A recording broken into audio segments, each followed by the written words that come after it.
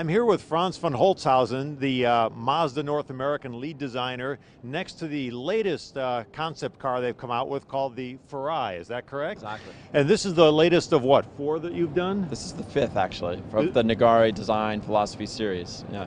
And every one of these is a variation of the same type of philosophy. Tell us how this one fits in, Franz.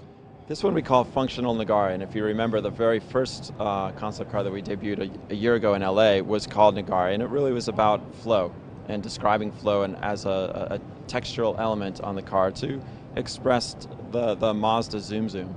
It's a very interesting philosophy because there's a sense to this car that it's a living thing because of the surface texture, and yet if you call something organic, you tend to think of big, rounded, and heavy, but this car is the opposite of that, isn't it? Yeah, it's extremely lean, and you know, the textures that we're inspired by are really coming from nature. We're really looking to add emotion and motion into what Zoom Zoom is. You know, Zoom Zoom is the emotion of motion. We're trying to add a visual cue to all of our vehicles, and some of the flow lines and character lines you see on the car really came from the CFD study that we did with Swift Engineering to develop the airflow both on top of the car and underneath the car. There's a huge amount of ground effects that are happening on this car that keep it glued to the road, and what we're hoping to do with this is to bring a lot of the design cues from our road cars into motorsports, so you see it on Saturday or Sunday and you can go out and buy it on Monday.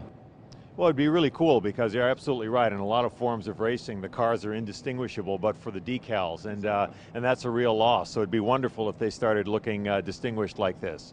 What actually is under the skin of this car? Well, it's based on a Courage chassis, which is the chassis of choice for Mazda in the past for the ALMS series, and it's powered by a 3-rotor, ethanol-based E100 engine, and it's developing about 450 horsepower, so the thing moves.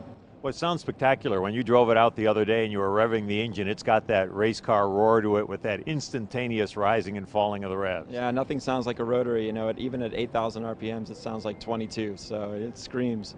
Terrific, thank you.